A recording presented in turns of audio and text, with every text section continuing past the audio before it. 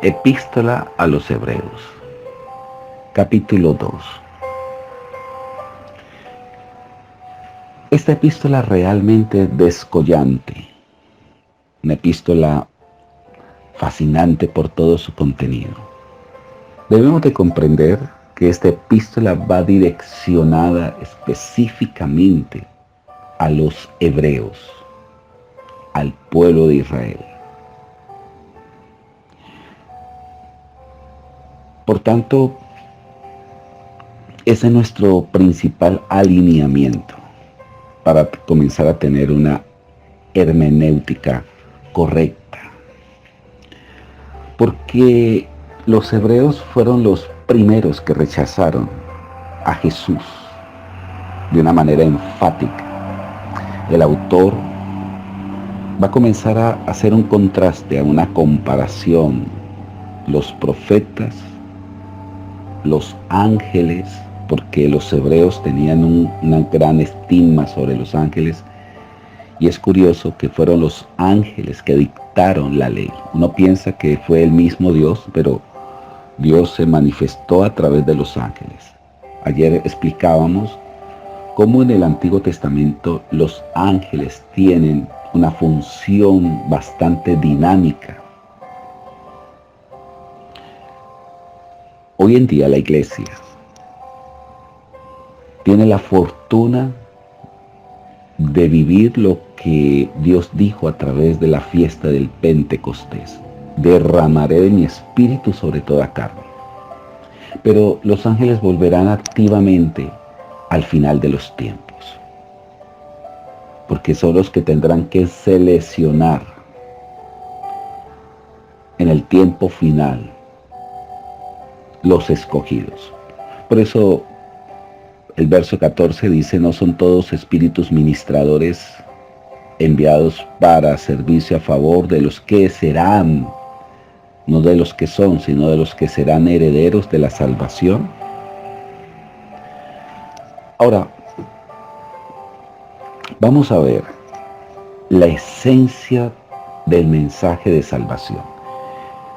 Usted, querido oyente, amigo, amiga, este capítulo 2 comienza a hacer énfasis sobre el mensaje de la salvación, que son las buenas nuevas. Y aquí el autor dice: por tanto es necesario que como más diligencia atendamos a las cosas que hemos oído, no sea que nos deslicemos. Y esta palabra deslizar no tiene que ser referencia con el pecado, sino con la doctrina que adoptamos. Aquí nos va a hablar que fueron los ángeles los que dictaron la ley. Y si esa palabra que trajeron los ángeles fue tan efectiva, porque dice aquí en el verso 2, porque si la palabra o el mensaje dicho por medio de los ángeles fue tan firme, y toda transgresión y desobediencia recibió justa retribución. Ahora, mire, el libro de Hechos, capítulo 7, verso 53, le invito a que me acompañe al libro de Hechos, capítulo 7, verso 53. 7:53 nos dice lo siguiente. Dice así: permítame. Vosotros que recibisteis la ley por disposición de ángeles y no la guardasteis. Igual, en el libro de Gálatas 3:19 dice que la ley fue dada para manifestar la transgresión en el hombre. Porque si las palabras dichas por medio de los ángeles fue firme, y toda transgresión y desobediencia recibió justa retribución de acuerdo a la ley. Y mire lo que dice el verso 3, que es un texto que mal se ha interpretado y mal se ha utilizado, porque no está haciendo referencia sobre pérdida de salvación por causa del pecado. Este es un texto que se ha utilizado con ese fin. ¿Cómo escaparemos nosotros si descuidamos una salvación tan grande?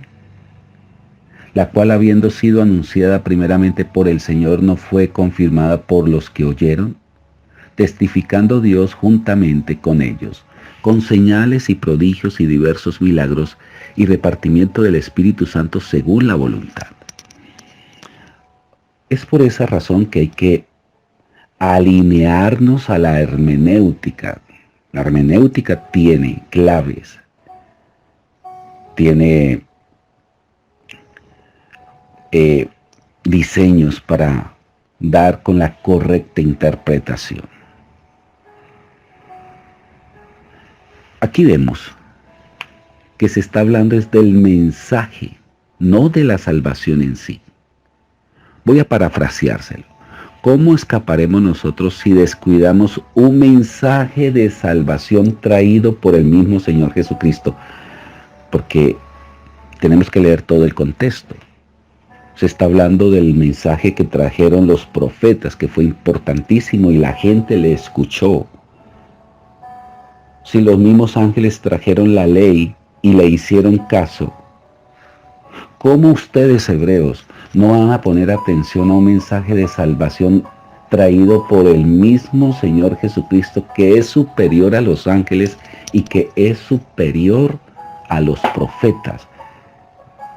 Mire cómo les resumí todo este capítulo 1 y 2, para que usted lo entienda mejor.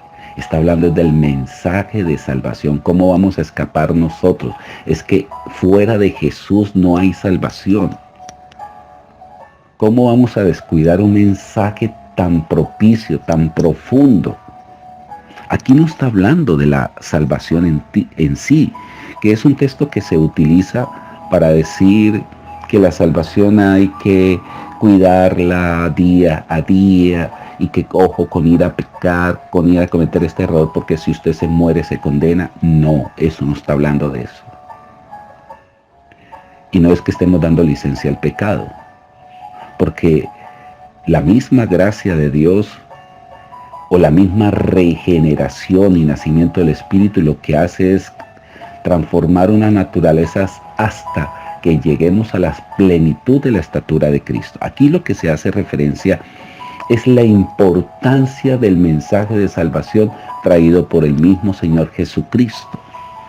Por eso dice, ¿cómo escaparemos nosotros si descuidamos una salvación tan grande, la cual habiendo sido anunciada primeramente por el Señor no fue confirmada por los que la oyeron? Testificando Dios juntamente con ella. Ahora este mensaje traído por el mismo Señor trae señales, prodigios, diversos milagros, repartimiento del Espíritu según su voluntad. Ahora, ¿quién es el autor de ese mensaje de salvación? Porque si no sujetó a los ángeles el mundo venidero, acerca del cual entramos hablando, pero alguien testificó en cierto lugar diciendo, ¿qué es el hombre para que te acuerdes de él? ¿O el hijo del hombre para que lo visites? Y este es el Salmo 8. Le hiciste un poco menor que los ángeles, y parece incomprensible esta parte. ¿Cómo así que el autor de Hebreos hace referencia a que Jesús es mayor que los ángeles? Pero aquí dice que le hiciste un poco menor que los ángeles, y mucha atención, porque la idea es trazar correctamente la exegesis y la hermenéutica de este libro de Hebreos tan profundo. Cuando se habla de le hiciste un poco menor que los ángeles, está haciendo referencia de la humanidad de Jesús.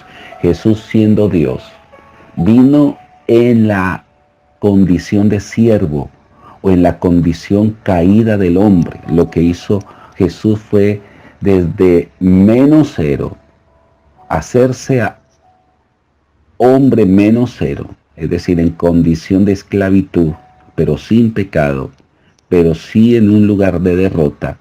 Y es allí en esa posición que Jesús queda un poco menor que los ángeles, por su humanidad caída.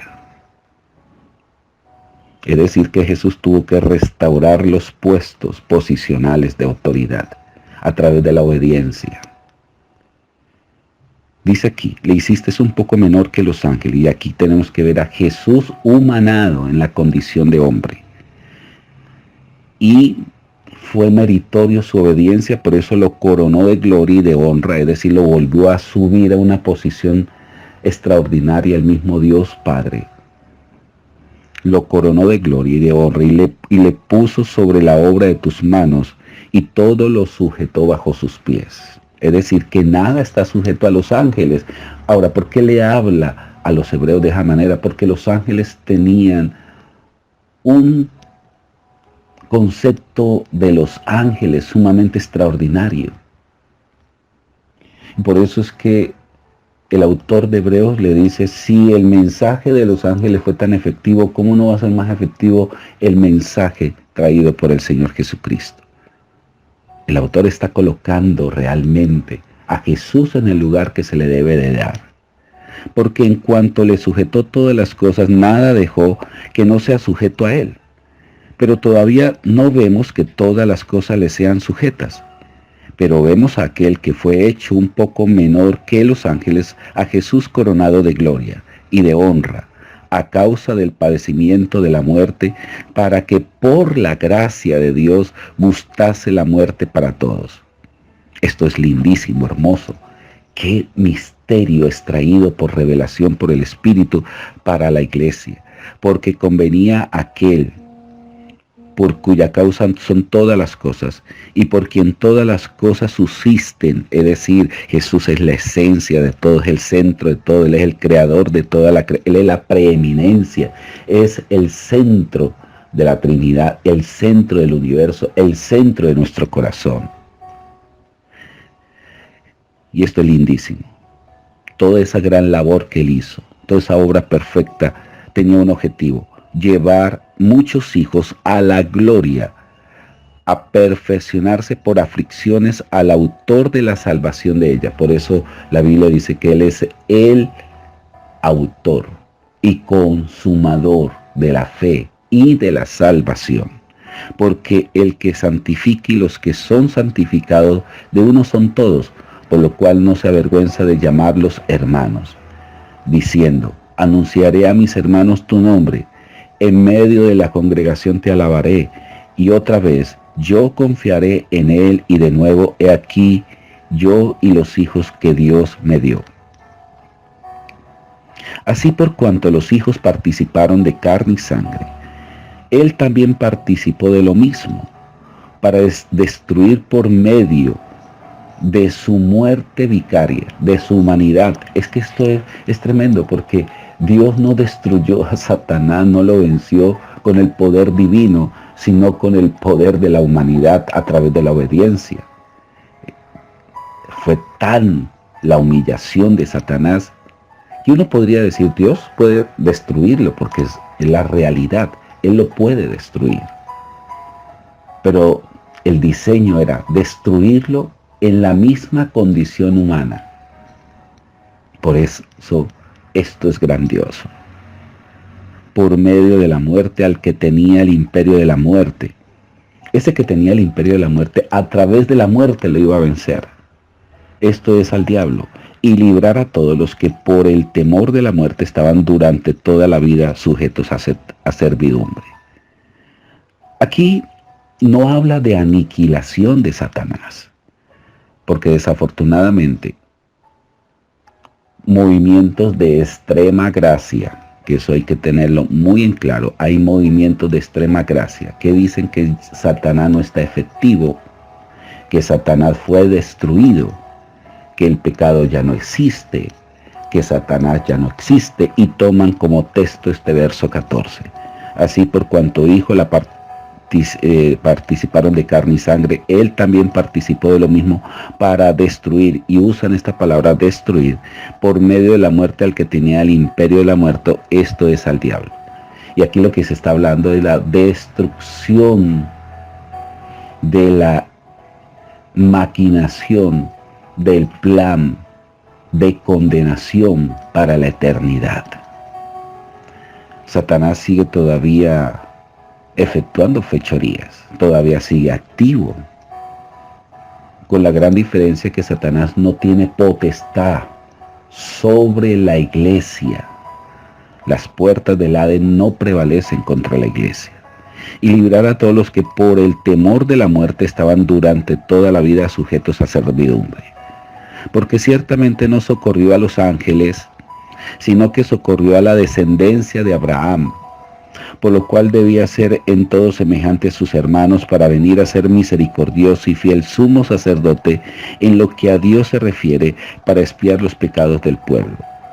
Pues en cuanto él mismo padeció, siendo tentado, es poderoso para socorrer a los que son tentados. Hermosísimo.